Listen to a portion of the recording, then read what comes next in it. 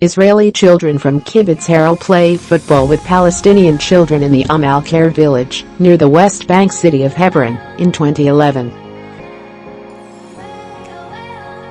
Hazem Bader AFP Getty Images, by Daoud Kuttab September 19 at 5:07 p.m. Daoud Kuttab is a Palestinian journalist and former Ferris professor of journalism at Princeton University. He is the author of Sesame Street Palestine.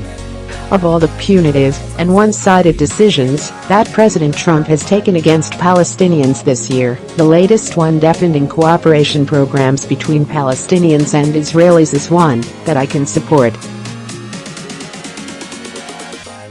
Following the cut of nearly $300 million in support to a UN agency providing humanitarian aid to Palestinian refugees and $25 million to East Jerusalem hospitals, Washington announced the end of a program bringing Israeli and Palestinian children together. The White House cut $10 million worth of funding to a so-called coexistence program that includes joint Palestinian and Israeli soccer games, farming efforts and other reconciliation projects.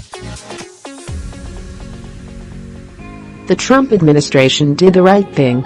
It makes little sense to pretend that things are normal in Palestine and Israel.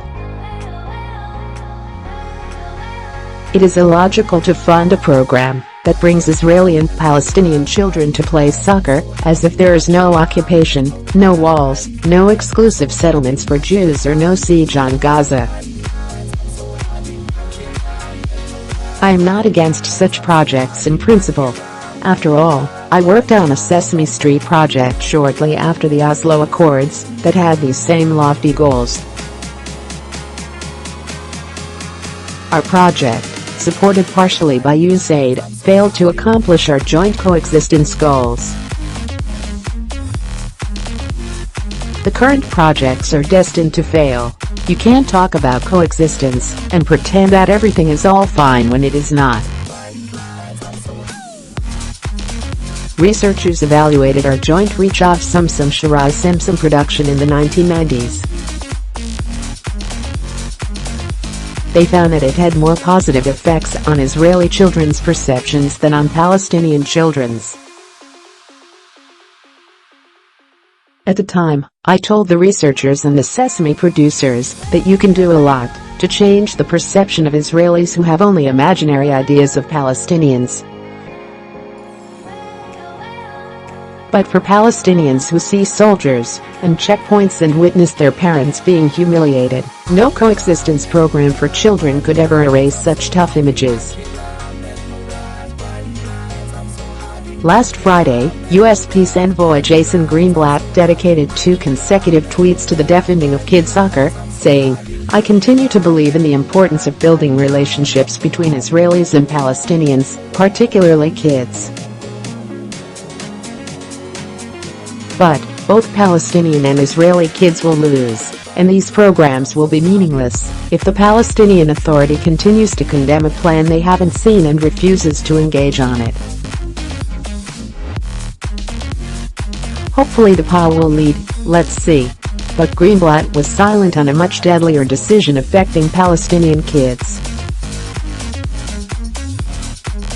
A week earlier, the Trump administration abruptly decided to defund 6 tertiary hospitals in East Jerusalem.